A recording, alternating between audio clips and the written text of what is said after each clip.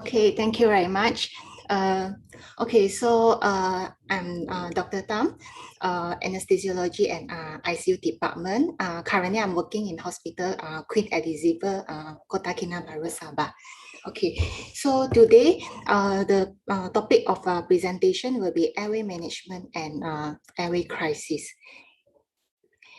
So this will be my outline of presentation. Okay, so what I will present today is mainly not only covered COVID patient and also non-COVID patient, because even though we are working in this pandemic area timing, but not to forget, we have non-COVID patient that also critically ill that require intubation. Okay. Okay, so airway management is not just intubation and shuffle a tube into a trachea, and it can become very challenging when the case is referred for emergency intubation. Okay, why emergency is challenging is because patient is critically ill and they are impending collapse, and usually the fasting time is not adequate enough. And very limited time for us to get a history examination, especially the airway examination, limited time for planning, preparation, especially we want to plan our strategy, how we want to intubate the patient, plan for failure, and call for help. Environment-wise, of course, all these emergency intubation will always occur in ward, ED, sometimes radiology department, like MRI room, okay? So patient suddenly collapse, okay? All this place is not our familiar place. And also their equipment, team members, we are not familiar with, and their equipment or monitoring they provided to us is very limited and sometimes inadequate. And assistant that we have at that place is untrained. Okay, nightmare when we cannot intubate and cannot ventilate, and patient go into hypoxia, hypoxemia, and cardiac event, brain damage, and eventually death. And if we're able to intubate, and because of the intubation problem, we cause airway trauma, aspiration, okay? And because of this emergency intubation, okay, or this patient is critically ill, and after induction, patient will go into hypotension, arrhythmia, and even asystole before we intubate the patient. So I would like to share a case scenario that just recently happened. Okay, so it's a refer case from a COVID ward, 63 years old lady with the underlying hypertension and ADL semi-dependent. She was diagnosed case of COVID pneumonia stage 4, admitted to ward, initially on ventimus of 40%. However, she deteriorated and have to upgrade up to high flow mask, but the SpO2 is set to 70% on top of high flow mask, and patient become gasping, tachycardic, refer for intubation in view of impending respiratory collapse. So this is a usual referral that will receive during on-call. Okay. So upon arrival to the ward, to a COVID ward, after donning with full PPE, because this patient definitely need an intubation and is a COVID patient. And we have noted that there's no intubation equipment prepared. Okay, so time wasted for preparation of the equipment and also before entering to the patient cubicle. Technique to choose is modified rapid sequence induction, uneventful, common left hand 1, first attempt, able to tube. But during the procedure, our staff as our assistant is not familiar the steps of the rapid sequence induction. And post-intubation, we have problem with the high ventilator setting for saturation, and patient is dysynchrony with the ventilator. And IV rocuronium infusion need to start on top of very high dose of sedation. After discuss with the specialist on call, we transfer the patient to COVID ICU and escort by our NS team. Okay, so what's the issue? From receive the referral up to transfer the patient to COVID ICU. Okay, from the case scenario that I shared just now. Okay, so first is poor planning, poor preparation, poor communication between our team and the ward, and also of course unfamiliar environment.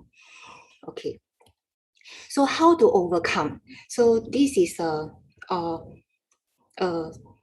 structure that to overcome all these issues is by planning, preparation, plan for failure, which is our backup plan, ask for help and advice, communication, and documentation.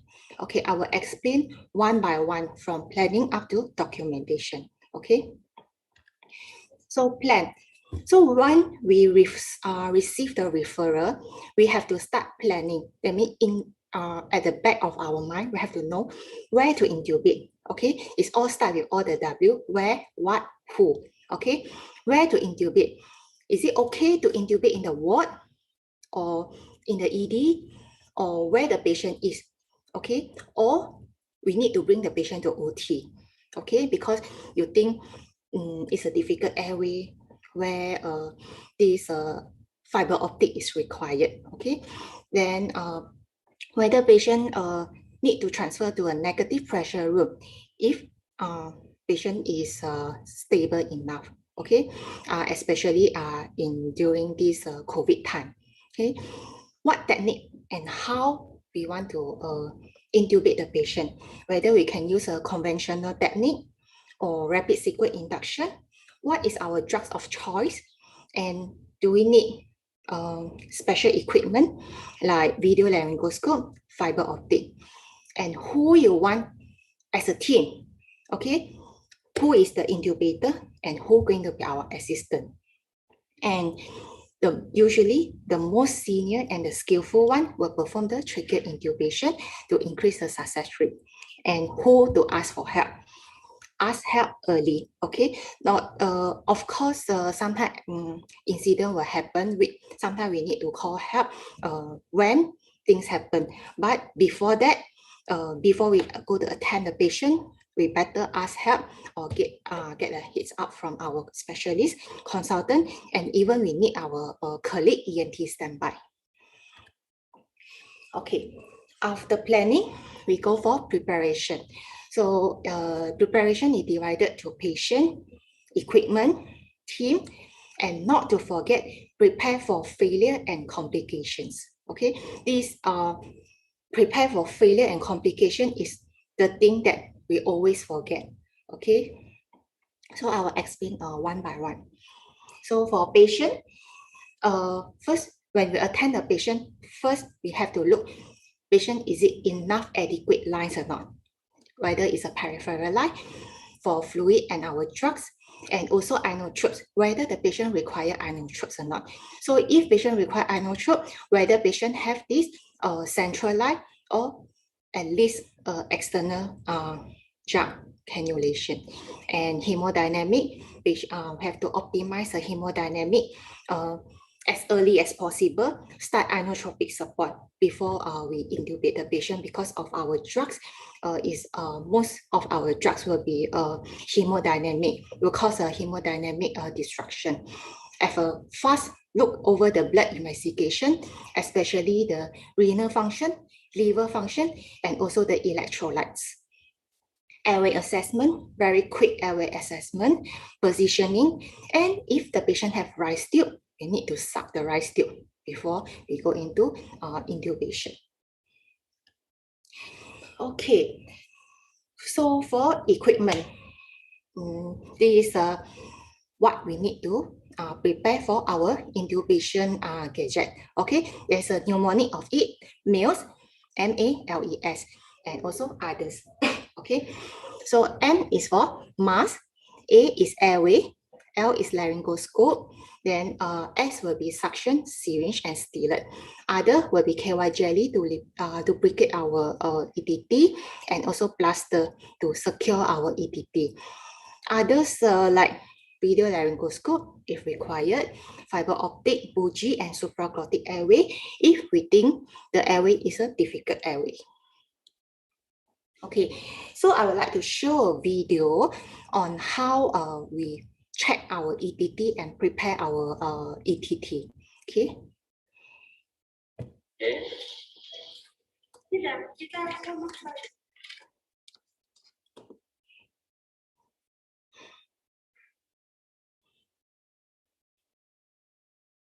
So is our MA is open up the thing, open up the ETT and lubricate with the KY jelly.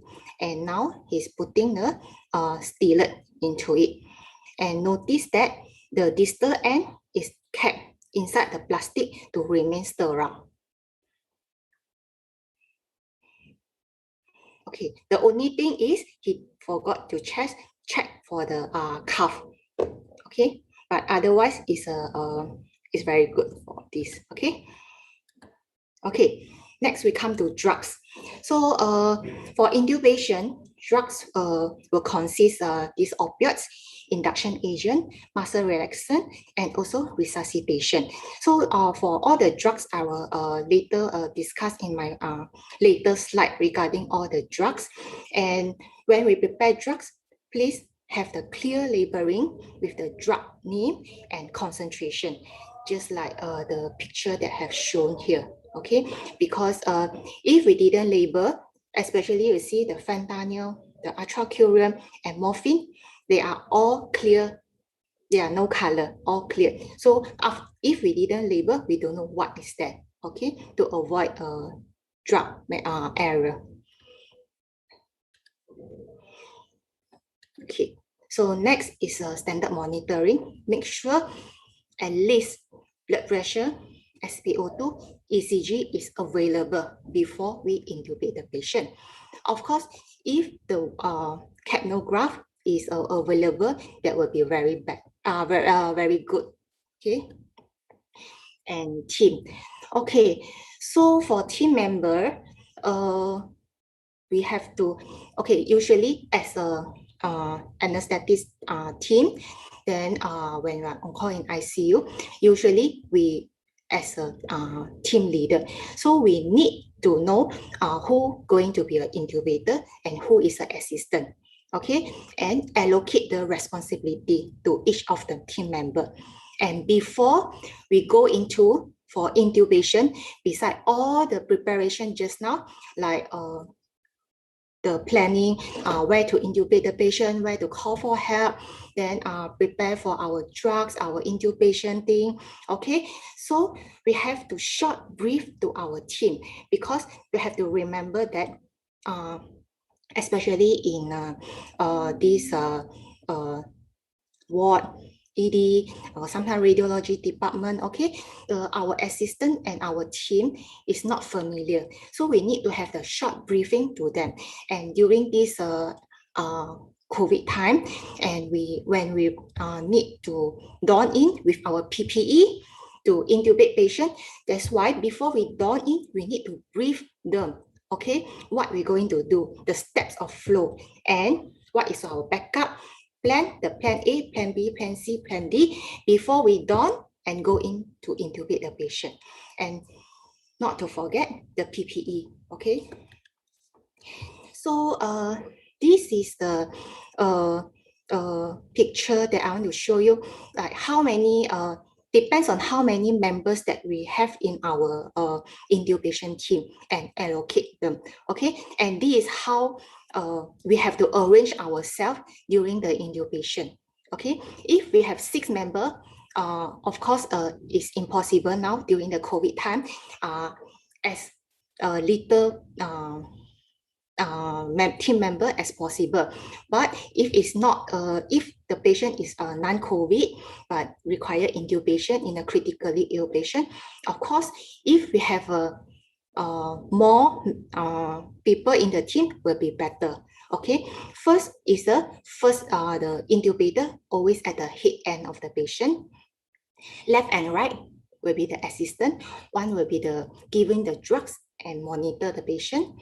Then the second assistant will do a cric cord and equipment, the airway equipment. Okay, then at the leg end, we'll have our runner and the leader.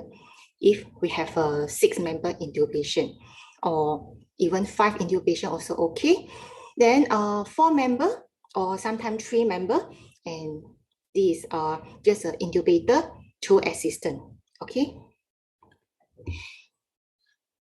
So I can't get a picture for to intubate in ward or for COVID patient. So what I take the picture is I'll take the picture in OT. Okay, so see, so this will be the patient and the intubator at the head end, first assistant and second assistant. Okay, the assistant over the left side is where we give the will monitor the patient, ventilate, back the patient, and also monitor the patient vital sign. Over the right side is the assistant that to jaga the equipment and pass all the equipment to the intubator. Okay, why always the right assistant is the one who take care the equipment is the intubator. As intubator, we intubate with our left hand, right? Our left hand holding the laryngoscope, and we will take the ETT using our right hand. That's why the assistant over the right side is the one that take care of the equipment. Okay, this is a second picture. It's the same thing. Okay, it's a clearer view. So this is a trolley, our trolley. Okay, our airway trolley that we prepared just now. Okay, and see the suction, the functioning suction just beside the incubator. Okay, this is another picture that during this COVID time, intubate the patient with a full PPE. Okay. Okay, remember, there's no emergency during pandemic. Remember our PPE. Okay, so for those that want to intubate the patient, remember for COVID is a aerosol generating. So for intubate, we have to wear our full PPE, and the better one, the best one, we're using this PAPR, the power air purifier respirator. Okay, the first layer will be our Tyvek suit, then this N95. Second layer will be another layer or plastic layer, and third will be our PAPR respirator. Okay, here will be a intubation checklist for critically ill patient. Okay, because when they refer us for intubation, usually this patient is a critically ill patient, no matter is a COVID patient or a non-COVID patient. Okay, so this is just a summarize from what I've talking just now. Prepare the patient, prepare the equipment, prepare the team, and prepare for difficulty. Okay, so we have planned, we have prepared, and now we go into the room and to see the patient and to intubate. Okay, so first we need to pre-oxygenate the patient, position, and our drugs, and go to the intubation part. Okay. So for pre-oxygenation, usually we need a tight fitting mask. Okay, and sometimes we can use this nasal cannula during the pre-oxygenation. During a week, we can use 5 liters per minute. Once a patient have lost consciousness, we can increase up to 15 liters per minute. Okay, all this is just a very short while.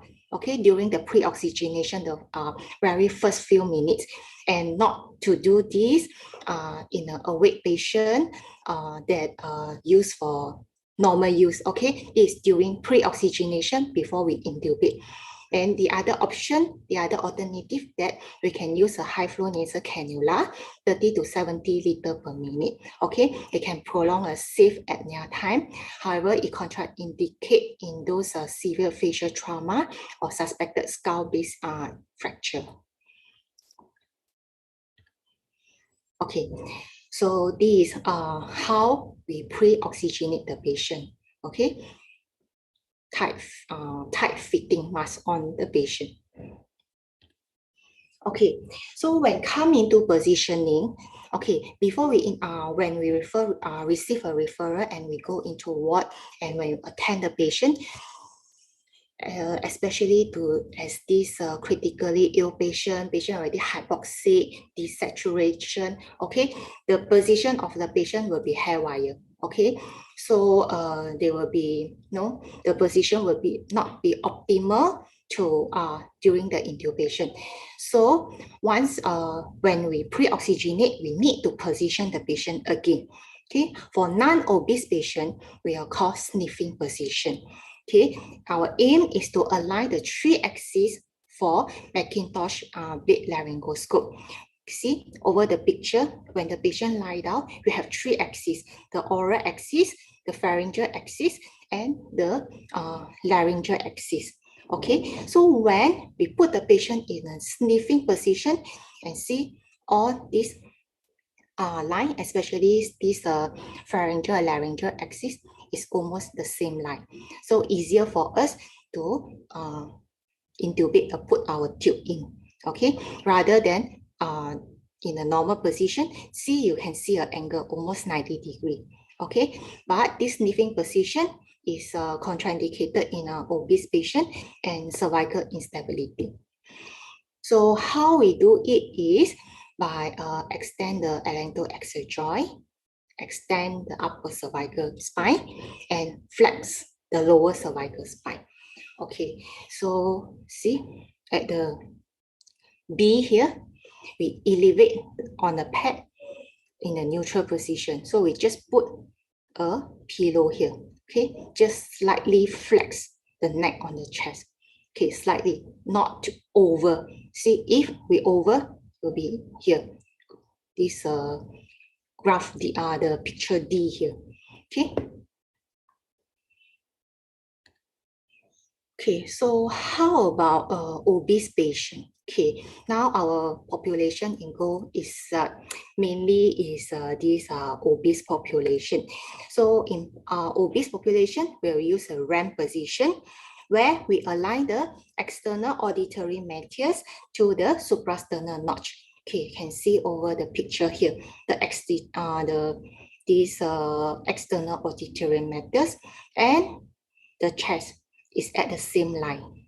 Okay, and this also, for this position, the RAM position for obese, we can align the 3 axes. Okay, so there's a lot of methods to do that. We can use a lot of blankets, pillows, and if we are in OT, we have this throat elevation pillow and RAM the patient. Okay, if see from the first picture, if you don't RAM, see, it's very difficult, not only during the pre-oxygenation and during the intubation also. Okay, see, after we ram it, when it is in line, so it's much more easier during pre-oxygenation and intubate. Okay, then after we have induced a patient, we have to do a jaw thrust maneuver to further pre-oxygenate the patient, because after the drugs in, especially the muscle relaxant, patient will stop breathing. Okay, so we have to do a jaw thrust maneuver and our assistant will help to back the patient. Okay, so how we do it is we place our finger posterior to the mandible, apply an upward and forward pressure and hold the mouth slightly open using our thumb to displace the chin inferiorly. Okay, see the picture here? Here, forward. Here, over the mandible is upward. Okay. Okay, now we come to the drugs. What drugs to use? Okay, of course, we need to consider the hemodynamic of the patient, and drugs that we use, I like to use a different type of drugs. Is called it co-induction. Okay, co-induction means that we use different types of drugs for same purpose, but from different groups.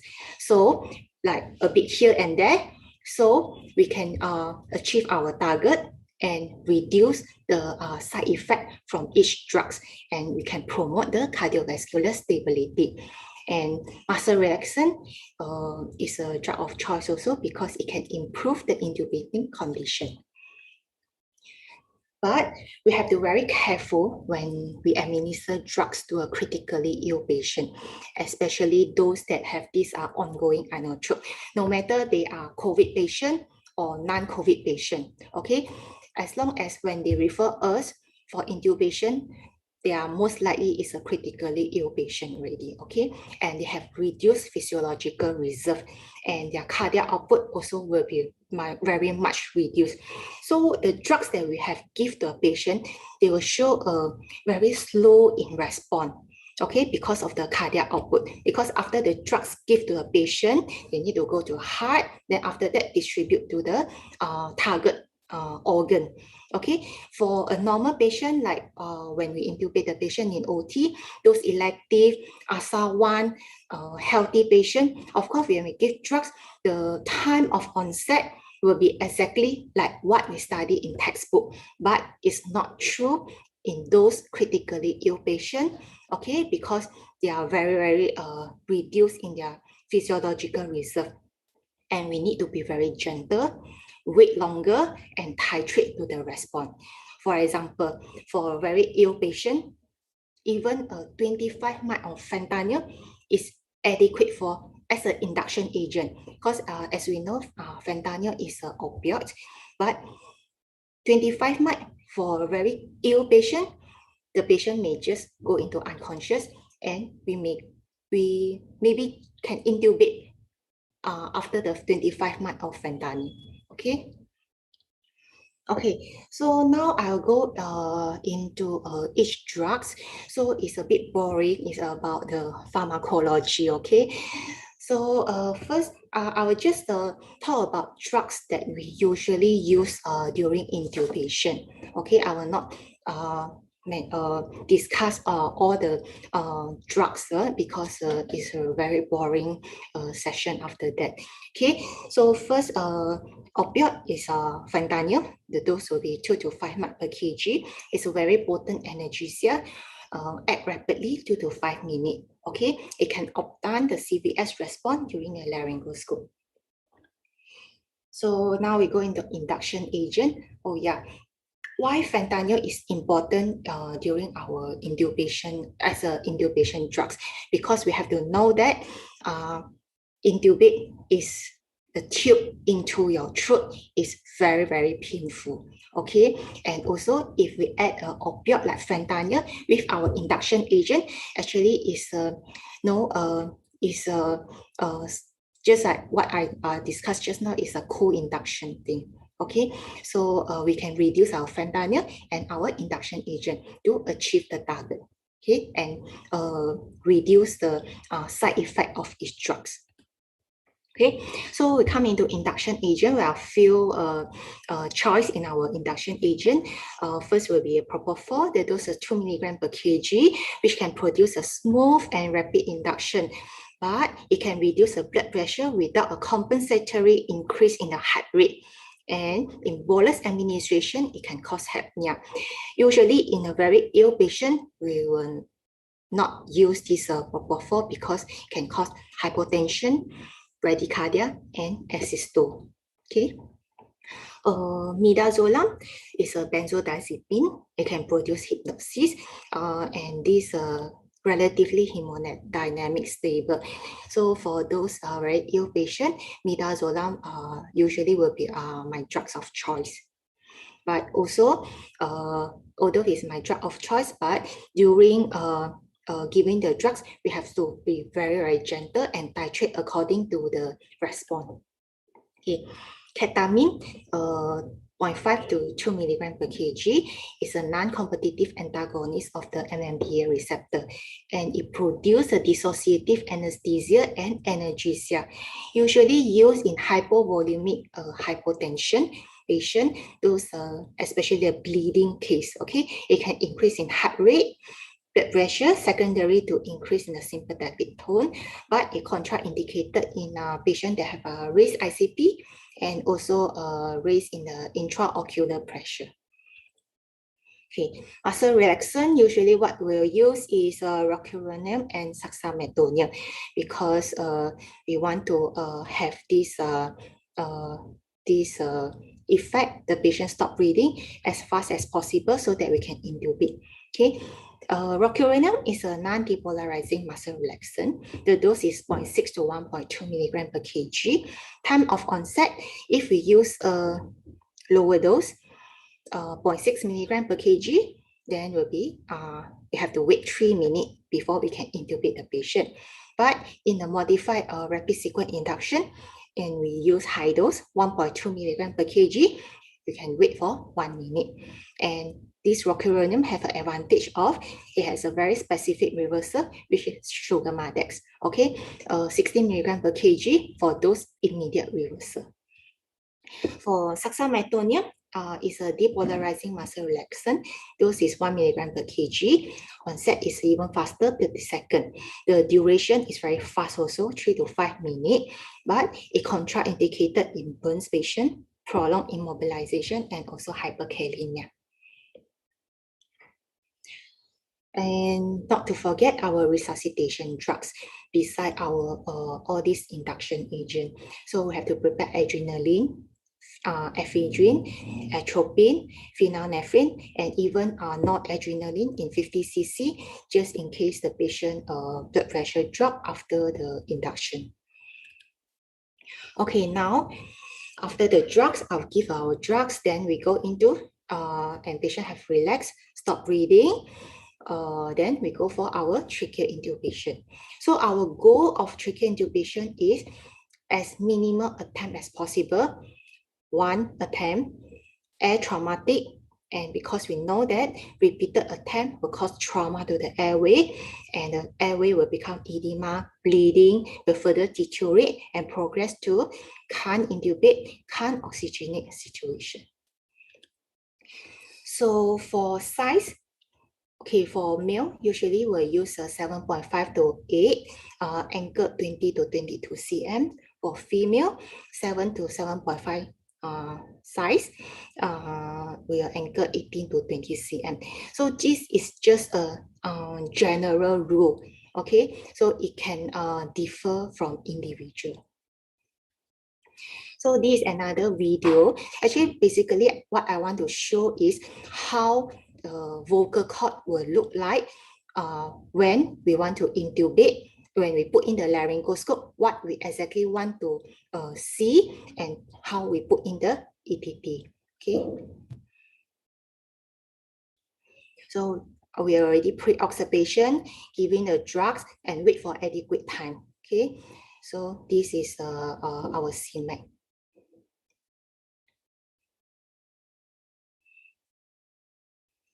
Okay, over here, see, this is the epiglottis. Once you see the epiglottis, you just need to lift up and you see the vocal cord below the epiglottis. This is what we need to see. Okay, so after muscle relaxation, the vocal cord will stop moving.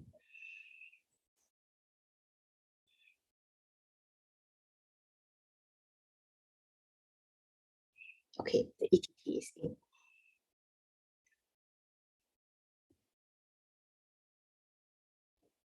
And inflate the cuff. See the assistant on our right side will help to connect the ventilator, inflate. Okay, and because this is in OT, we have all our equipment and a very good assistance. After inflate, we will check the cuff pressure. Sometimes it's quite difficult to be done in ward and during emergency situation. But we have to know that not to over inflate the cuff. Okay, as long as there is no leaking, then that's it. Don't over inflate, and this will cause this edema, the airway edema, which will have more complication after that. Okay, and we have just now, have you all noticed that during intubation, okay, this is our ETT. So when the intubator insert the ETT into the airway, okay, so you have noticed there's a two black line over here. Okay, so the vocal cord is in between this black line. Okay, this marking where we need to stop pushing the ETT.